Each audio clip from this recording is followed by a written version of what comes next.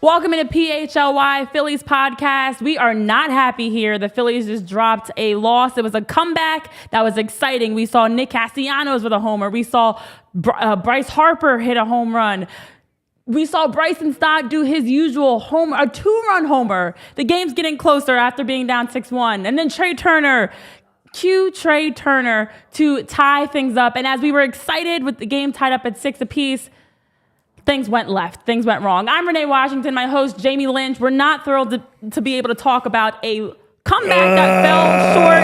The chat, you guys have already been bringing the heat, bringing the comments, showing the frustration as the Phillies slipped, had a chance to come back from being down 6-1, knock off the Braves, but instead drop a really frustrating loss.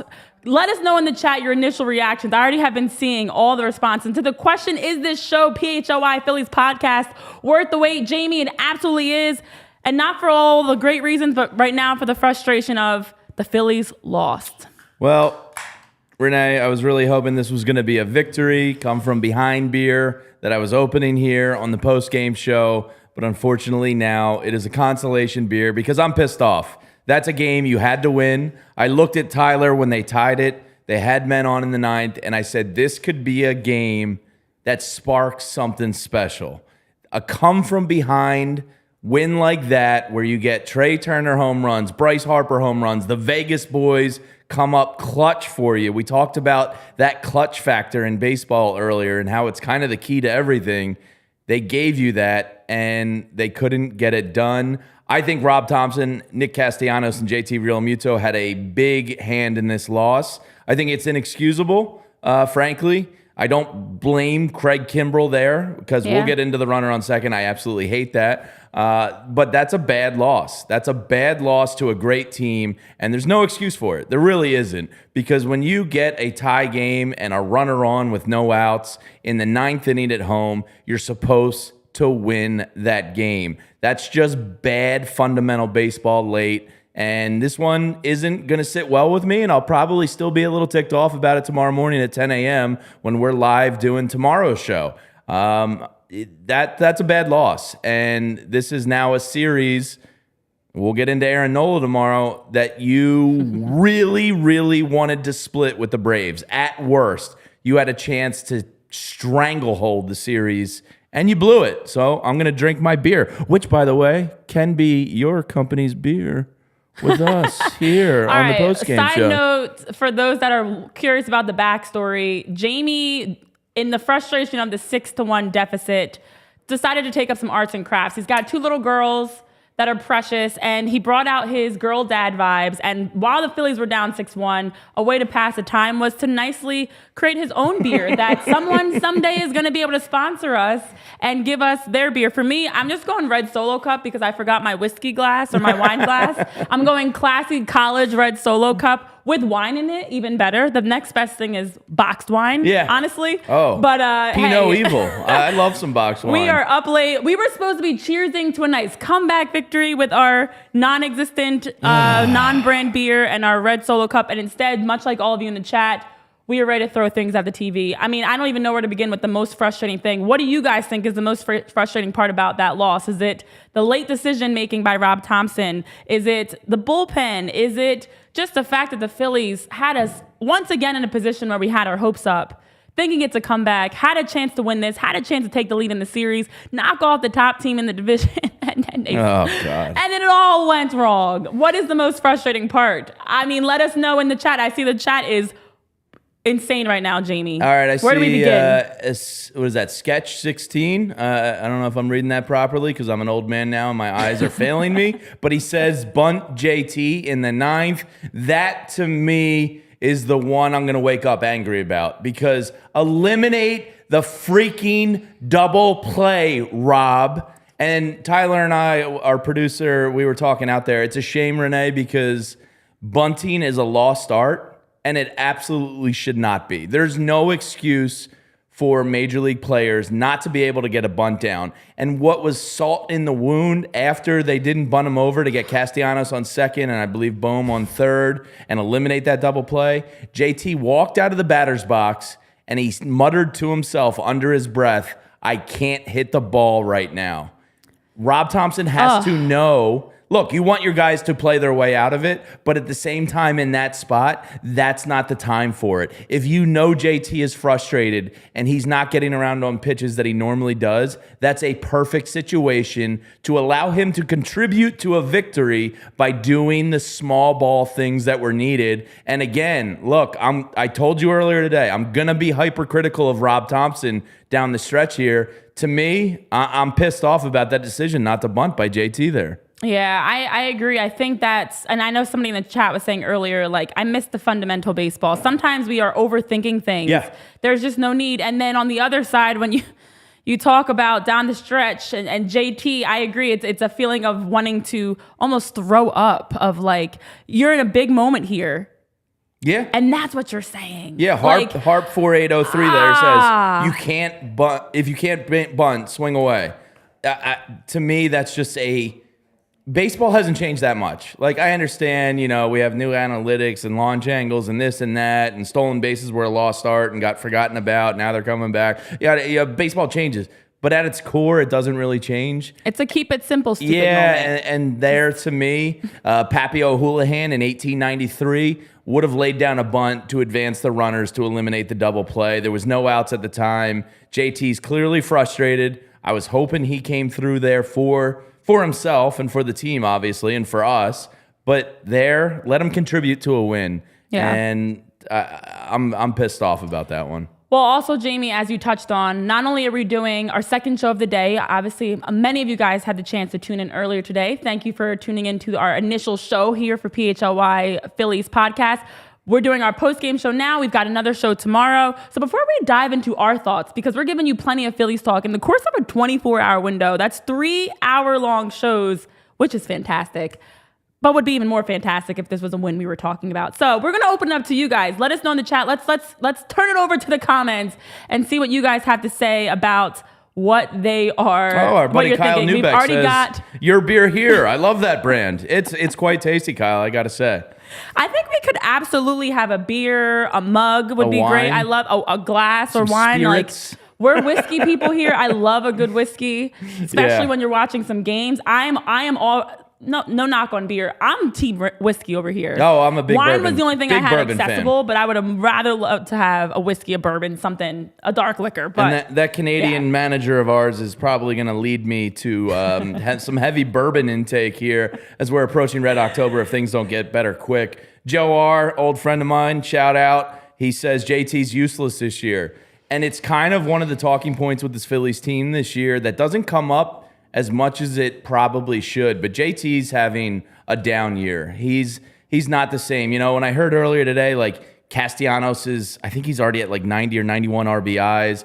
Bohm's exceeding expectations. A lot of guys are exceeding expectations, but JT's not. And he's not criticized enough this year. He's having a down year. Baseball's hard. We all get that. But you're not getting enough from your best catcher in baseball this year. Yeah, and I think the frustrating thing is when you see everybody else, or a lot of other players, I should say, I won't say everybody, a lot of other players are stepping up right now. Bryce Harper hits a homer, 1,500th career hit.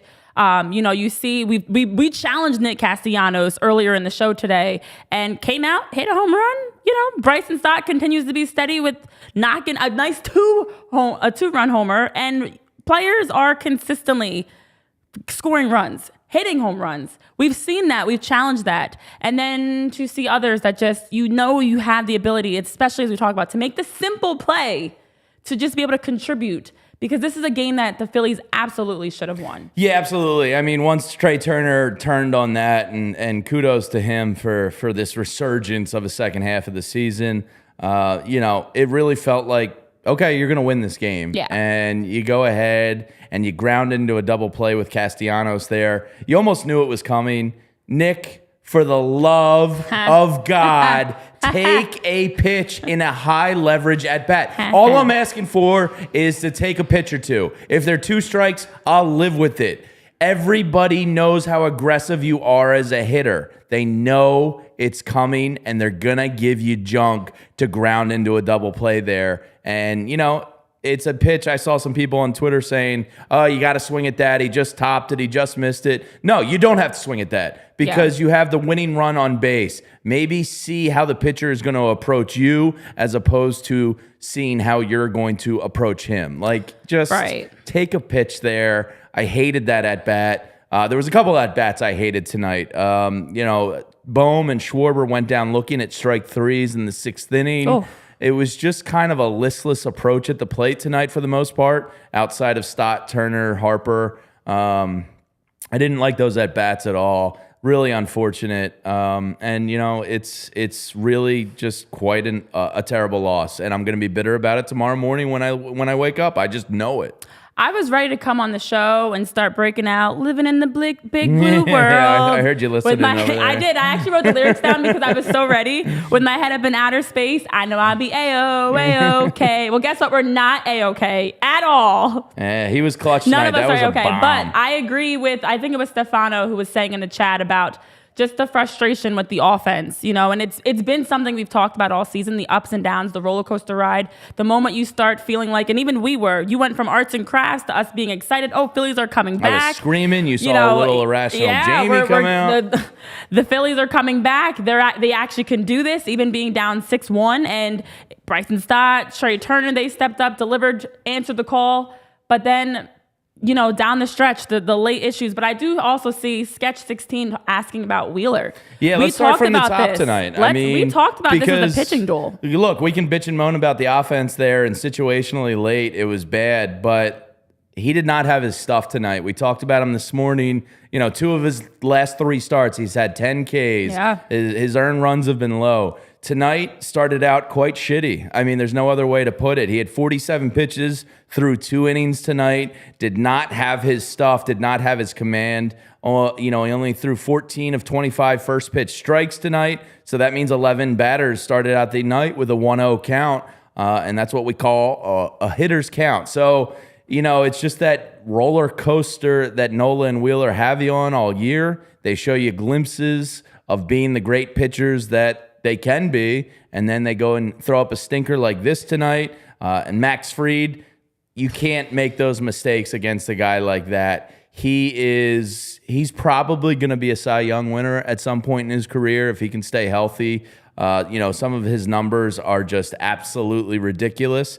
The weird thing about Max Fried, though, prior to tonight, he had started 11 games at Citizens Bank Park in his career, had only won 2 of them. So the Phillies seemed to kind of get the better of him historically, but not tonight. He outdueled Zach Wheeler, and it wasn't a tough thing to do this evening.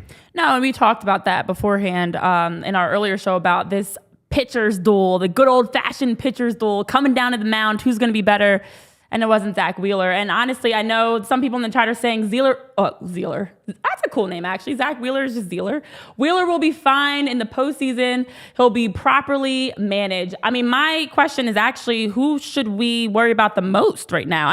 This is why I don't like losses, because it forces you afterwards to overanalyze every little detail. We love that, though, of seeing a team, what happens when they're faced with adversity, how do they respond. The Phillies, in this case, it continues to be the bullpen.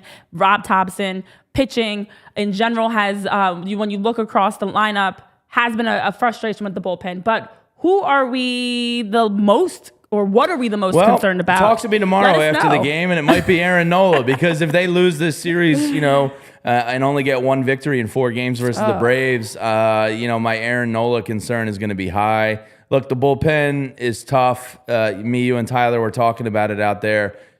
Craig Kimbrell, he's not great in non-save situations historically. Not even this year. Throughout his career, he's kind of struggled with that. And, there probably wasn't a better option there. There's a little bit of bullpen concerns. And I see John Blaze in the chat, stinking Braves fan throwing up the tomahawk. Get lost. Oh. Go find a Braves channel to root for. I'm just kidding. I love you, John, but not tonight. This stings. It really does sting. Max Fried, we have some numbers on him that we were batting around out there in the living room area with our beautiful setup, and the Max Fried numbers are something special this year. Yeah, I mean, I'll let you get into the numbers really quickly. I have to make a comment on John Blaze because I will say Braves fans have come out of nowhere ever since. How'd it go last October, John? We've been launching the show, and I've had a lot of Braves fans coming in with some gifts and memes and things. Take a look at these numbers real quick, though, Jamie, and then I'm going to take an attack at John Blaze and share what John had to say. Yeah, Fried, since returning from injury this year, that's why I said he's going to be a Cy Young candidate. He's just got to string together a full season.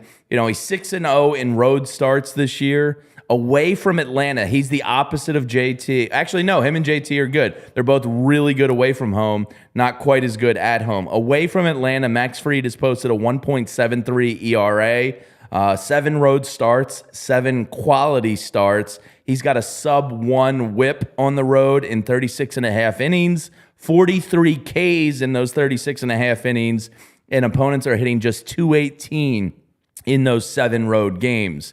That's a beast. That's a guy you don't really want to see come into Citizens Bank Park. Spencer Strider goes tomorrow versus Nola. He doesn't intimidate me as much as Fried. Fried is a guy. Look, it was an aces duel tonight, and he was the better ace. Yeah, well, look, I'm all for giving props where credit is due. And I also am all for bad talking and out of frustration talking about the team that you root for. The Braves fans are coming into the chat, though. We got to find that comment by John about the Braves bullpen just doing a better job. And it's the truth.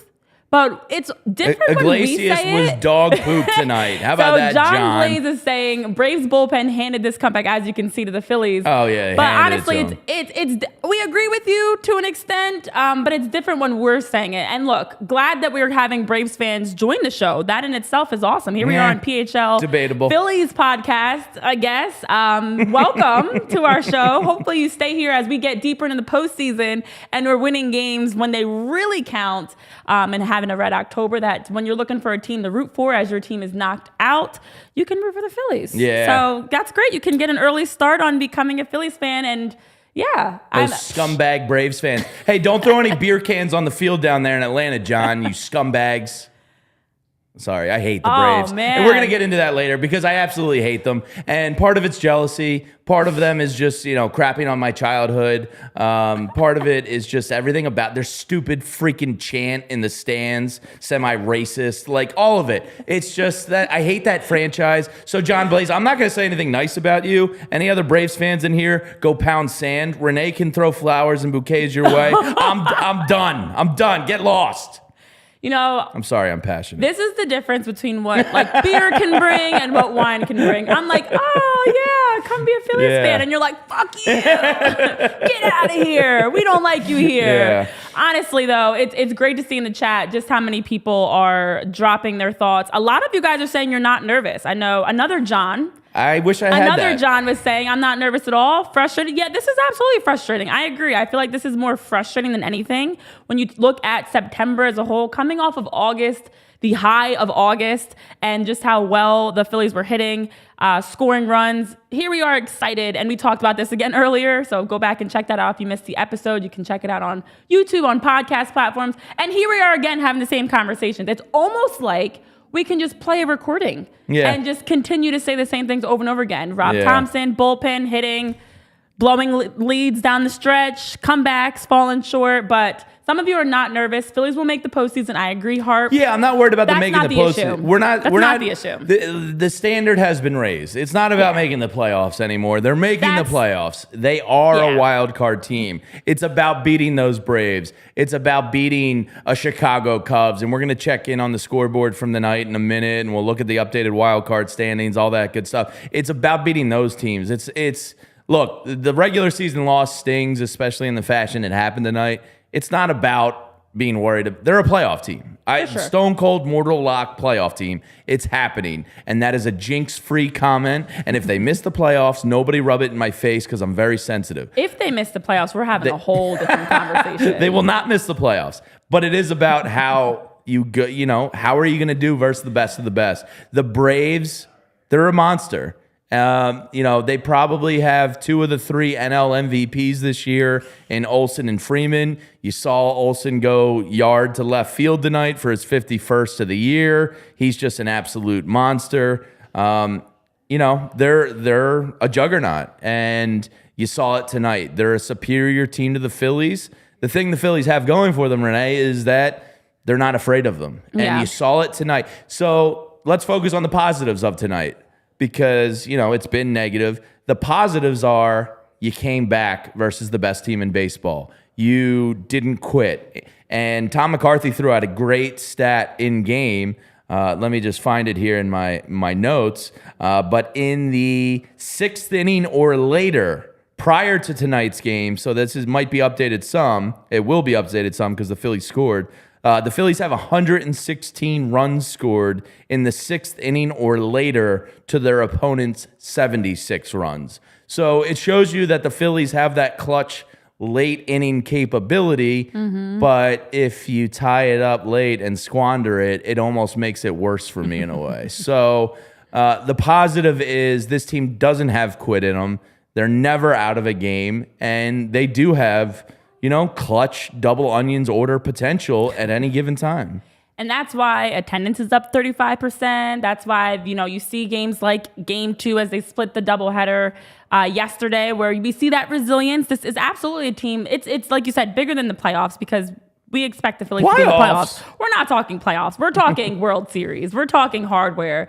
And we're also talking about the fact that these are games that just have so much in terms of playoff implications to set yourselves up to have an easier road in that sense of getting home games. There's more at stake here than just playoffs. And again, just riding out this regular season, knocking off other playoff teams. And honestly, I always feel like that's a great spot to just give your team the confidence that rather than us having these conversations right now of all the things that we would like to have seen differently, we're talking instead about how great it was that the Phillies came back after being down 6-1 and actually got the victory. But I will say a positive is, without a doubt, once down 6-1, I don't know about how many of you guys thought the game was over, but there were a lot of people that assumed, oh, this game is over, that's it. And the Phillies did at least their big names. Again, Bryce Harper, Bryson Stott, Trea Turner delivered. We get excited when we just hear A-OK come on because we know Bryson Stott stepping up to bat. Like that's the excitement that we all have. It's like, oh yeah, we're gonna get a hit, we're gonna get a home run now. So it is at least encouraging that we can consistently count on our big hitters. Hero. I love it. Let's keep the Sox going. First of all, full disclaimer: it's currently 11 o'clock at night. This is my 3rd show for the day. So I have switched over to my Sox as well because we are Team Sox and we are letting the non-Sox people know. For anybody that missed it earlier, just a quick backstory. There are people in this world that like to walk around barefoot. Oh, apparently. Yeah. I'm barefoot all the time. I go outside barefoot in the driveway, on the patio, in the yard. I actually go outside barefoot. Okay. I love the feeling of grass and turf and stuff on your feet. It's good for you. You're grounded. It's apparently indoors, a big hippy-dippy when you're thing. on a non-carpeted surface and you're walking barefoot. Oh, the tile when it's nice and cold on your hot feet. Oh, no. I'm going to vomit again. So no Kiro in the comment section. Sox. I will not put on socks. Honestly, at this point, Jamie is intentionally showing off the fact he's wearing flip-flops and doesn't have socks on because he knows it irritates us Team Sox people. The only socks that we root for are the ones on our feet. Yeah, Joe Sox in the comment says Team Sox. Well, yeah, it's your last name, Joe. Or maybe it's not. Toes. But yeah, of course you're Team Sox. And I will say, Jamie, I know it was called out earlier, but Jamie's rocking the red today, which is showing off the tan. Yeah, he came out with the flip-flops. He's ready to go, Team No Socks. Yeah. One of the other positives tonight, we got to give a shout out to Bryce Harper for his 1,500 career hit. There's a really good chance we're going to see 3,000 hits in a Phillies uniform out of Bryce Harper as long as, injuries don't completely derail his career, which there's no indication it will. So, there's a chance we're going to see 400 home runs, maybe even 500 home runs, and possibly 3,000 hits as a Philadelphia Philly if he can just get that ring, that hardware on his hand, he really is going to be up there amongst, the Phillies' all-time greatest player. Yeah, and that's the biggest thing is now we're seeing Bryce Harper has hit milestone after milestone. It's very exciting, and it's fun to watch it happen because, like we talked about, he's still got so much, knock on wood, left in his career, especially with the Phillies, that we have the potential to see greatness as one of the best. But the hardware is the key. We can only root for the individual milestones for so long if we're not having World Series conversations. So right now, it's awesome for what Bryce Harper's doing, and also the fact he's hitting home runs and just getting hits in general in big moments, which has helped. But now let's work towards some hardware. Yeah, absolutely. I mean, you don't want to see a great player. We've seen too many of them in our careers here. Allen Iverson, Brian Dawkins, Donovan McNabb. So many great players in town that leave without hardware, and it sucks for them because they're typically not the reason why a championship doesn't happen. Joel Embiid is going to enter this conversation. You hate to see them not reach the ultimate team goal because it does kind of rule the conversation in the way they're talked about. If Bryce was to retire without a ring, people will probably say, yeah, he's one of the greatest players to never have a ring. Yeah. He'll be in that Charles Barkley category. Oh. And you hate that because what Bryce Harper brings to this team and this field and this fan base every single night is pure electricity. The guy is clutch. He is a bargain, actually. I know the talking point when he signed here was how much money it was and how long it was. That dude is a freaking steal every single night. I'm just kind of in awe of the guy. He approaches every at-bat like it's Game 7 of the World Series. And we'll get into Bryson Stott's at-bats because that dude needs a hat tip as well. But Bryce Harper, everything he does is borderline perfect on the baseball field. Yeah, and that's why you guys should definitely take advantage while we're talking Bryce Harper, talking about the greatness that he brings to the Phillies, and just seeing how he's changed this clubhouse. Get out to a game, check it out. And if you're going to try to see a game, it's even easier to use the Game Time app because games are really hard to, in my opinion, sometimes. Like every once in a while, you just go in, you just buy a ticket. You're like, last minute, I'm going to go to a game. And other times, you're planning with your friends. You're trying to figure out, the game that you're going to go to. So the Game Time app does help make it a lot easier, quicker, and just allows you to also find great prices to be able to see the Bryce Harper, Joel Embiid, whichever player you want to go see.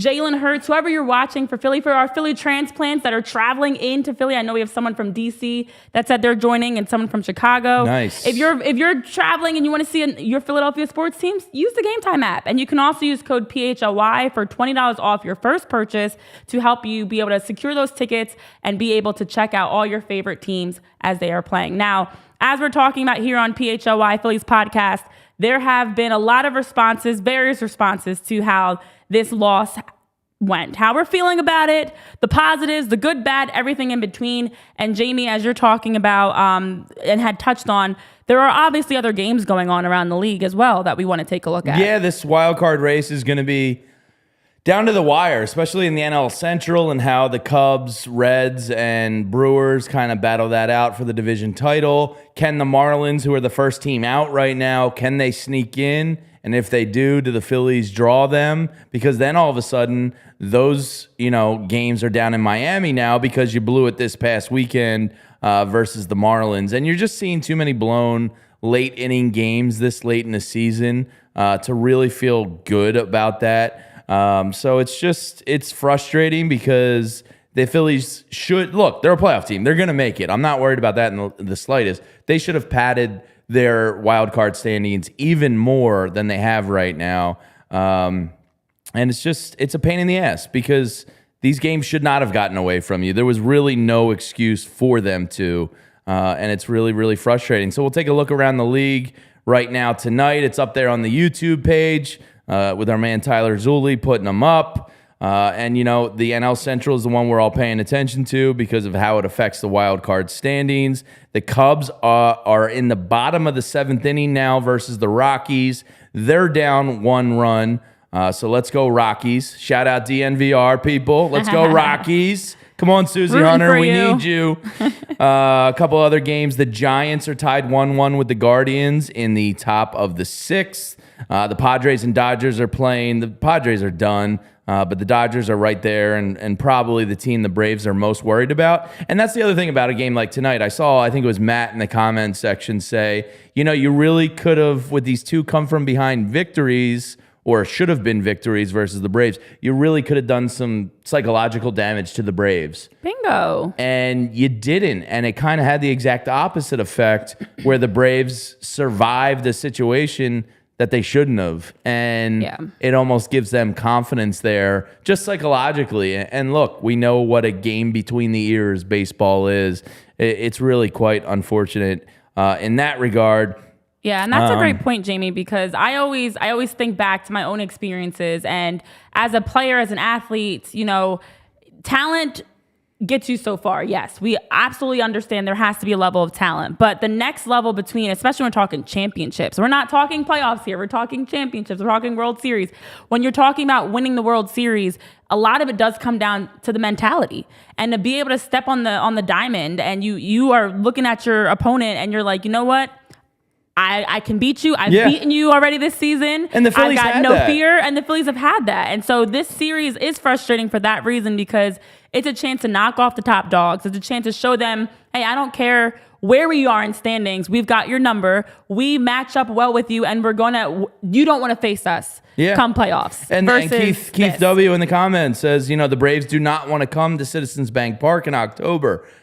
There's a part of me that believes that because it is probably the best home field advantage in baseball. And, Trea Turner talked about it. Guys around baseball, talked about it. Even was it Dusty Baker that said, it's a pretty intense place to play. Like it's a real thing we have to deal with. And that Braves team is just nasty. It's unfortunate that they got the wins the way they did to kind of flip it on the Phillies.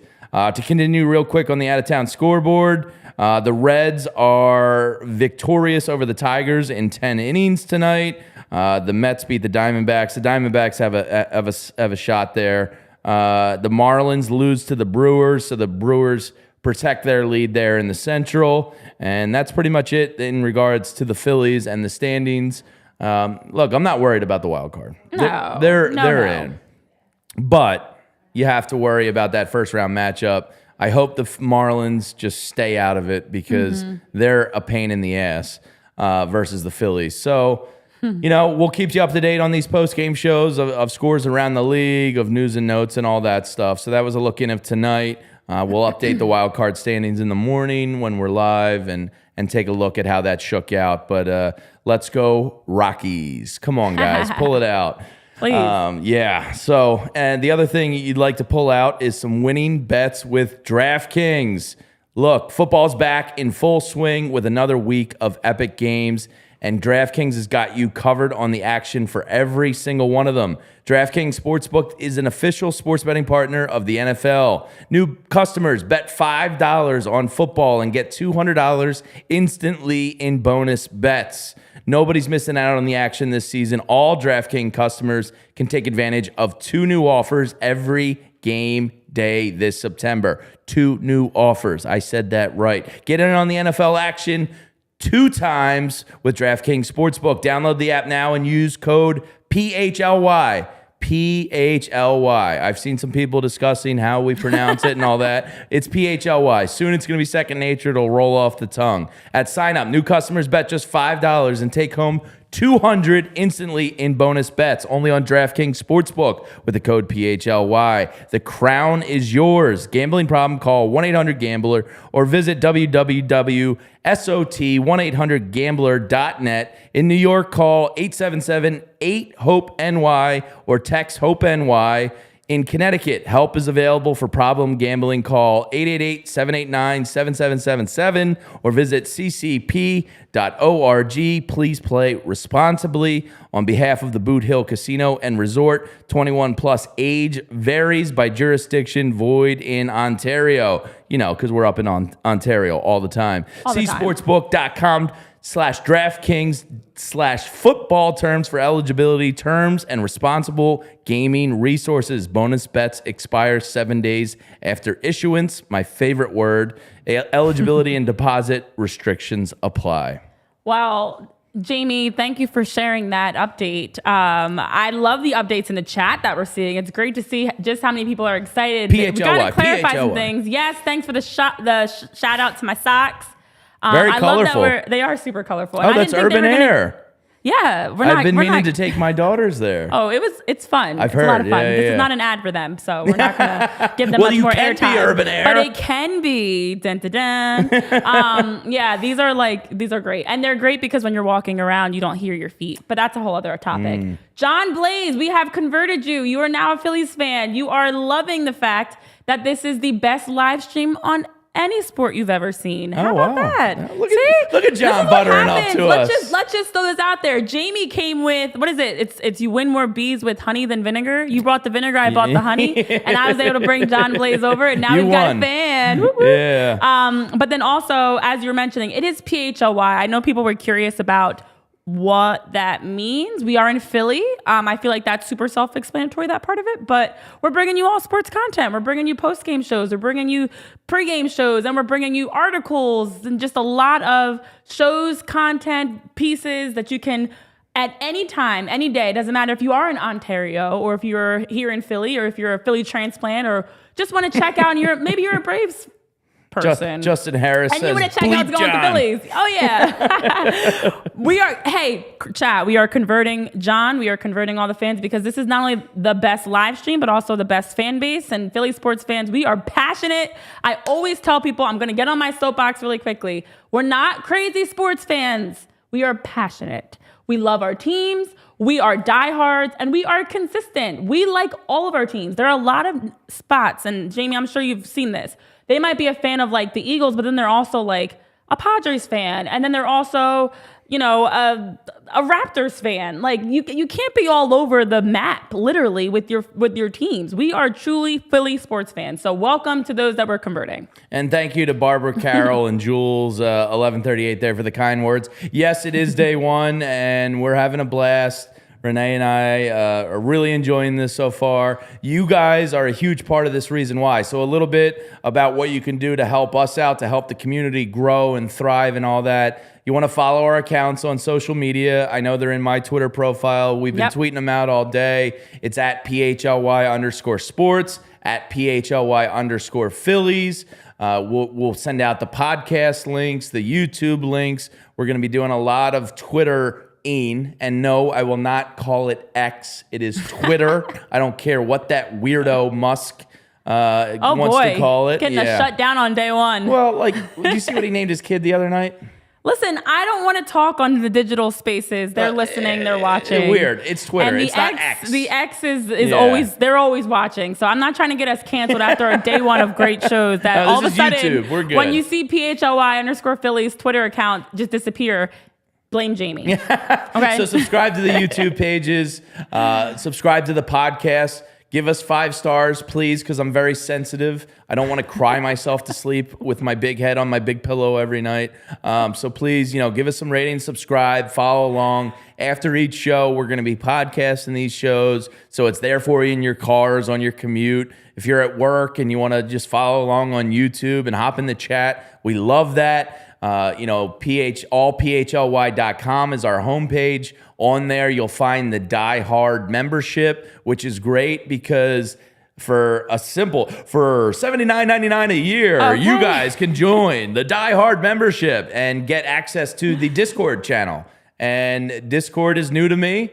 I was experiencing it during the game there and going back and forth with people. I was having a blast talking to everyone. So we get to talk to you here on YouTube. We get to talk to you on Discord. We get to talk to you on Twitter. So also in person. Yeah. We have events like the tailgate this upcoming Thursday for the Eagles-Vikings game as we're kicking off Thursday Night Football right here in Philly. So it's a beautiful thing that some shows you just watch. You never actually have a chance to interact. You never have a chance to get heard and definitely get your comments, be a part of the show. We'll get together and have a couple of your beers here. So, I enjoy beers and I look forward to drinking beers with many of you. And it does start with the official Philly PHLY tailgate this Thursday.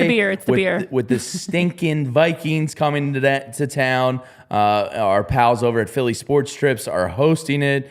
So if you want, check it out. There's going to be an open bar. If you're one of those diehard members, you get some discounts to these types of things. So definitely stop by, see what we're all about. We're going to have some people over there. It's going to be a party because, look, the Eagles play on prime time.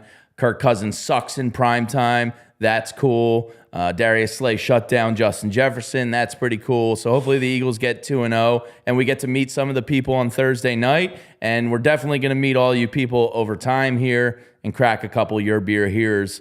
So looking forward to meeting a lot of you because we get to talk to all of you online and all these different platforms, and it's been great. And no, Kyle Schwarber's not coming up to bat, but cue Grove Street. It's a party. It's a party. It's a party. Look, it's fun to be able to have these opportunities to get out and interact with you guys. And also, especially with how much love we've seen from the launch today. It's been fun, and this is just the beginning. You know, we have so much more content we're bringing you every single day as we talk about events, merchandise. You know, we have our own merchandise that you can check out for PHLY. We also have merchandise if you want to use the code to be able to check out merchandise as well. You can head on over to FOCO. They've got some toys, apparel, all types of merchandise from all of your favorites teams, and they are the leading manufacturer for sports and entertainment merchandise. So you can head over to FOCO, use that code PHLY because we are consistent here. All of our codes are the same. And with that code, you will get a nice deal, 10% off, which does go a long way. I'm all about savings. Any little bit helps. That's more money in your pocket. And you can get hooked up with the Philly sports gear because they have our backs here in Philly, and we've got your backs with that FOCO code PHLY for 10% off. But yes, we're coming to town with a bang. We have the shows, we've got the tailgate, we've got much more to come, and we're back here tomorrow morning, 10 a.m. to deep dive even more into what just happened today with the Phillies and what we've been seeing so far. And Christopher Sanchez, look, this is a big game tomorrow. Like, you know, you really, at worst, wanted to split this series with the Braves. And you get the Braves again next week. You got the Cardinals on deck here next, so you got to take advantage of a bad team in these final weeks of the season. But Christopher Sanchez coming off, you know, look, we're going to have the debate pretty soon here of what is the playoff rotation. And are we ready for that conversation? It needs to happen as of like 3 days ago. I don't know what the answer is here with 2 weeks left. Obviously, Michael Lorenzen is going to the pen for me. Rangers looked good. Sanchez has looked really good. Taijuan Walker's been struggling. You're going to have to come up with your four-man rotation and figure this out. And, you know, to be honest, I don't have the exact rotation for you right now. If Christopher Sanchez goes out tomorrow and beats Spencer Strider and evens out this series for you, that's going to go a long way to maybe considering him to be the fourth guy. You know, Ranger was great in the pen last year in the World Series and in the bullpen. You know, do you consider putting him back in the pen to strengthen that pen up? I will bring up one more positive from tonight. Jose Alvarado did a really nice job in the eighth inning there versus the heart of the Braves order. So good job, Jose. You know, he's got the friendship necklaces for all the team. I loved seeing that stuff. So, you know, one slight positive. JT still should have bunted. Rob. But yes, I will throw in some occasional bouquets. Yeah, I know we were talking as we were watching the game with Tyler and just talking through about who in the bullpen can we actually rely on. You know, is it Strom? Is it Hoffman? Is it Kimbrel? It was Kimbrel, but now I don't really know if it's Craig Kimbrel. But I don't know if you guys have an idea of who you think is going to be able to, in the postseason, we can count on, we can rely on consistently. But I feel like it's any given day that list can change, which is Sir Anthony frustrating. Might be the guy I feel worst about right now. Yeah, that's probably the one that we can absolutely kind of. I know Hefe is saying Sir Anthony looked good also. I mean, it was an inning and like a third that he pitched. It wasn't long, so I'd also.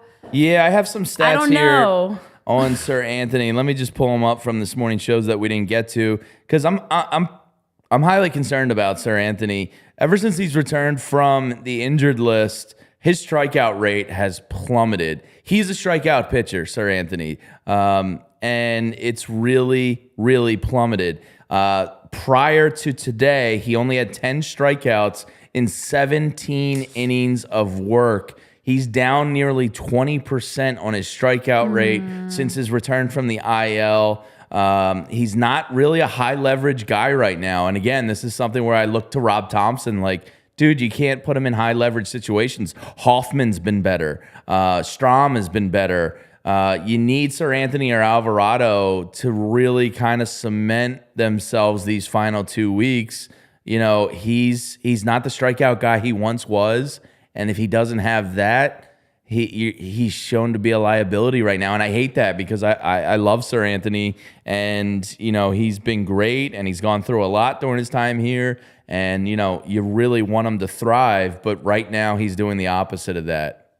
Yeah, I mean, I think he right now is the one person that we can say we don't have faith in the bullpen. I mean, you just look at the numbers. He's struggling, and we're trying to figure out what is it going to take to help get things right for Sir Anthony Dominguez, and how can he kind of turn that corner. Didn't pitch much tonight, but I guess he looked good, but it wasn't really much that we saw from him in general, which is also a fine thing. If it's also good when we don't have anything to talk about really with you. But I just, on the other side, I have a bone to pick. I know we're talking about the bullpen right now, but part of the bullpen is the fact that Matt Olson continues to just hit historic. Matt Olson tied the game up with a homer, 51st homer. He tied the Braves record. He tied Andrew Jones' mark for the single season home run count, yada, yada. That's beautiful. Stop doing it at Citizens Bank Park and stop giving him the ball back. I'm over this. It was cute for 50. I like giving the ball back. It's fine. If Kyle Schwarber's tossing you an autographed ball, you're making that trade too. So am I. I'm hate to admit it. I'm just tired of the moments of like us having. I don't like being on the wrong side of a highlight reel, and it's frustrating for the Phillies right now. Again, it is what it is. Matt Olson's tremendous. Kudos to him. Freaking good. He's pretty good or whatever, but all jokes aside, honestly, I don't like when people come it's like people coming into your house and telling you what to do in your house. Like, don't come into Citizens Bank Park hitting these milestones. Do that somewhere else. Yeah. But congrats, I guess, or whatever. Nah, I'm not salty or whatever. Screw you, Matt Olson. You're damn And we gave you the ball back twice now, but the 52 does not go back. Because it's not going to happen. And I forgot what the trade was, and this goes to my Braves hatred / jealousy. Don't Let's tell get the into Braves that. fans. Let them know. They're just a really great run franchise. They don't have the amount of World Series titles that, in my opinion, they deserve. They tormented me in the 90s, like my formative sports years as a Ute. That stinking freaking rotation and Otis Nixon's ugly face and David Justice marrying Halle Berry. Just so much to hate. Ron Gant, I used to hate until he became a Philly. And Terry Pendleton. Like, I hated those teams because I was jealous of them. And now, in present day, when you look at Ronald Acuna Jr., who, of course, went yard tonight with the stupid bird flap that the Braves are doing. Like, I heard Larry Anderson on the way in, because I didn't get here until like the second or third inning, say, I really wish Nolan Ryan would face some of these guys. I'd love to see some of these guys go up against Nolan Ryan, because LA was saying, oh yeah, he's throwing it in their ribs. Look, fun in baseball is great. I'm not going to be Grandpa Simpson yelling at the clouds out there, but that bird flapping I was just thing. getting some Grandpa Simpson vibes. Says the person that was that just bird fully. flap doesn't bother you? Come on. It does for many reasons. I'm a competitor, and I like fun in sports. Only when it's on my side. I will fully admit that. Like, I was the person that was fully trash talking. Yeah. Fully all in your face, and I still do that. I'm not gonna say I still am, but now I'm not an athlete anymore. It's in lame things like cards. But I will still trash talk you, but don't bring that back. Yeah. And so to see the celebrations and the bird flap and all, it's like, I'll just say this: if one of the pitchers for the Phillies, that's not Christopher Sanchez, one of the bullpen guys comes in and hits somebody tomorrow, I wouldn't hate it. It's not going to happen because that's not baseball anymore. I just wouldn't hate it. That's all I'm saying. But Ronald Acuna Jr. Right? And Ozzie Albies honestly might have the two greatest contracts in sports. Yeah. These guys are massively underpaid. Ronald Acuna Jr. is going to bring home the MVP this year. If he doesn't, it's either Freddie Freeman or his teammate Matt Olson. And Albies is having a great year, and he's making like $8 million a year. So screw Alex Anthopoulos for getting really team-friendly deals. That makes me really jealous. I wish we had something like that. And then I forgot about the Matt Olson trade. Yeah. Do you know who one of the key pieces of the Matt Olson trade was? Let him know. Christian Pache, who was getting deemed as the next Andrew Jones for the Atlanta Braves. They sent him over to the A's. The A's, for some unknown reason, just gave up on the kid after 6 months, basically. And the Phillies, look, Christian Pache was a great pickup by Dave Dombrowski in the front office. His on base is like in the 360s this year. He's hitting for average. So that's another one that Kevin Long, the hitting coach, gets some credit for. And defensively, you saw him tonight when they put Brandon Marsh in left and Pache in center. There's really not a ball that's going to land in that outfield. But Christian Pache was one of the main pieces of the Matt Olson trade. So again, screw you, Alex Anthopoulos, for being really good at your job. That sucks for the Phillies. But yeah, Matt Olson went for Christian Pache, a catcher in Shea Langoliers, I believe, Ryan Cusick, a right-hand pitcher, and Joey Estes. So, the Braves just go out and get one of the best first basemen, if not the best first baseman, after losing the other best first baseman in Freddie Freeman, replace him with a guy who's probably going to hit like 55 home runs this year. I hate them. I hate the Braves. I hate them. I hate them. I hate them. Yeah, and this is why. I mean, honestly, the Phillies are much better this season. They're a much better team, and we can all agree on that in a lot of ways. But unfortunately, the Braves are too, or whatever. But what I do like about it is it's setting things up. I always feel like when you get to the postseason, as we know, the regular season doesn't matter anymore. That's behind us. It's all about winning the next game, winning the series. And so I think the Braves are setting up, and I'm gonna put this out there and put this black cloud over Atlanta Braves right now. They're setting themselves up. What is it? The bigger they are, the harder they fall. Yeah. The more they just rack up accolades. How many times have we seen teams just sweep through the regular season awards and have the MVP and had this like stellar, historic season? 2001 Sixers.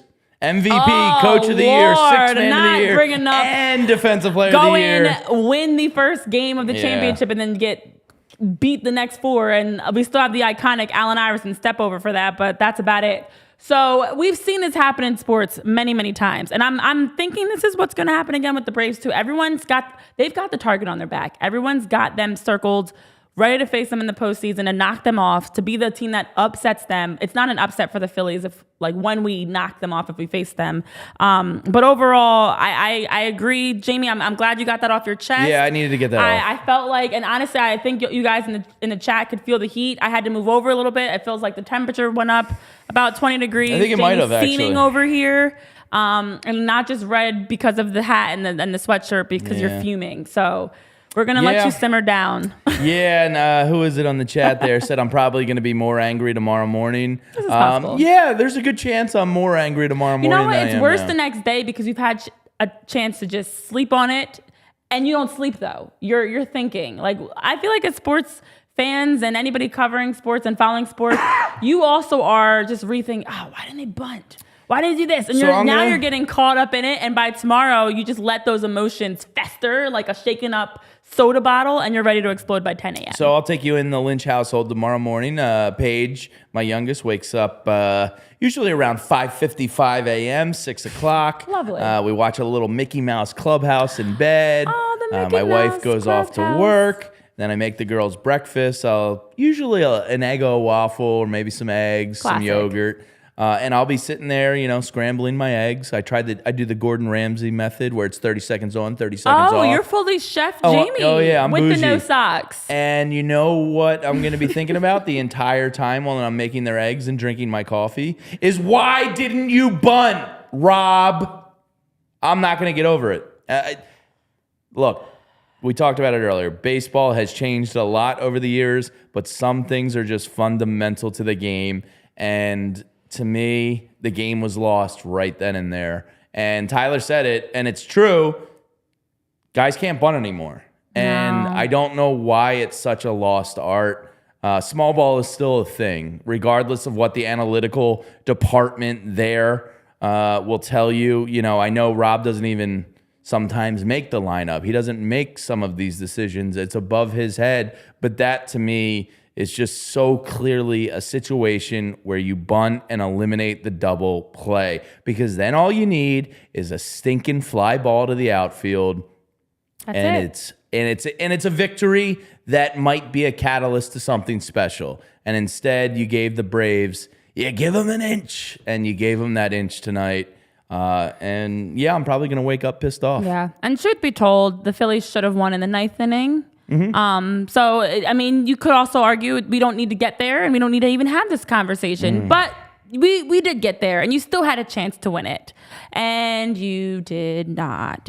So, yeah, Jamie needs another beer. I agree. I think it's time to get another beer. But look, we've got more tomorrow to talk about as we have a chance to digest and process, not in a good way for some of us, all that happened today, and preparing for tomorrow night's game, because the Phillies get a quick turnaround, hopefully have that short-term memory loss, and getting to see if they can tie things up here.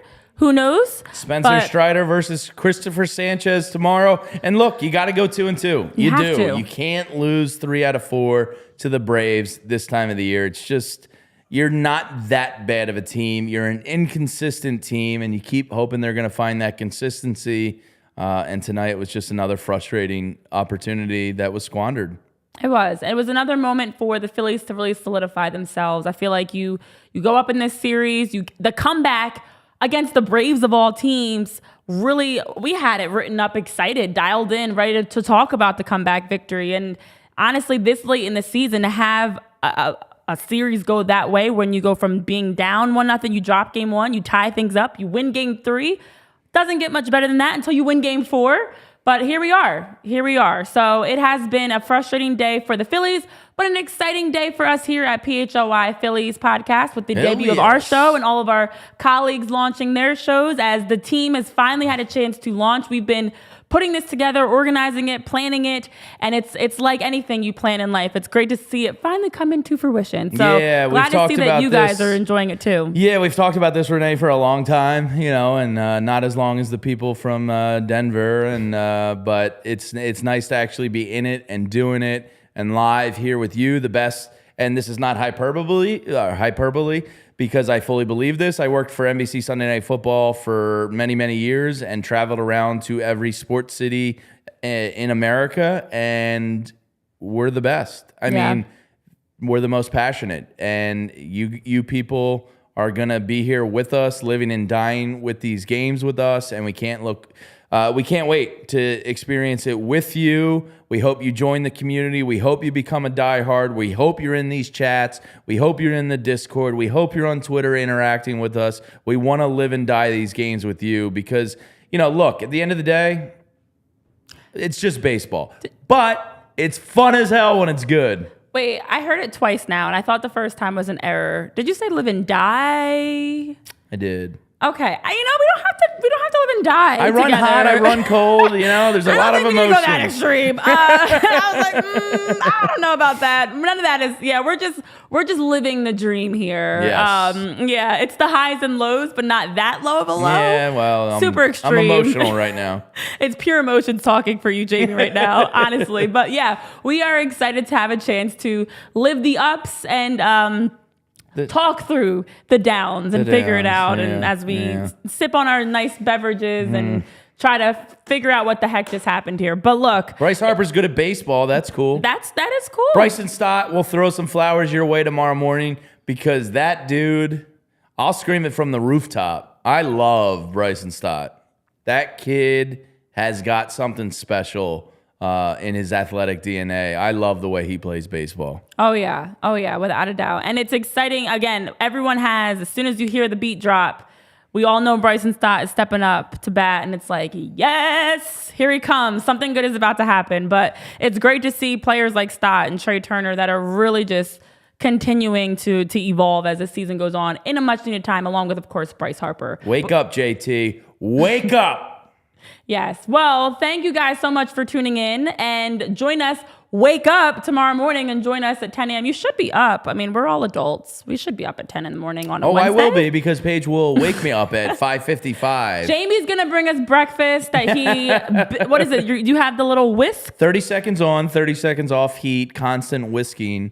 Okay, he's in the kitchen. Well, Gordon Ramsay does it in a saucepan with a high wall, so it does it all. But I just do it in a regular saute pan. It's Hell's Kitchen it gives over it here. a little fluffy aspect. If I'm making for me and my wife, I throw a little dollop of cream cheese chive flavor in there, just to give it a little kick. Just spicing things up a bit here. We're spicing things up. I cook in the a lot. kitchen. It helps me digest Phillies games and my anger after games like this. So yeah. Okay, well, there you have it. Jamie's going to bring breakfast. Bring your socks. Bring your morning coffee or... No sock gang. Bring your morning... Find me on Feed Finder under the Husky Boys. Woo! We're going to get a sock deal. Bring your breakfast drinks. It's a nice midweek, early morning conversation as we have a chance to recap again, because we've got to recap it again. All that's happened so far for the Phillies in the series, looking ahead to Game 4, and much more here on PHL Phillies Podcast. As always, if you can't catch us live, be sure to check out our podcast across podcast platforms.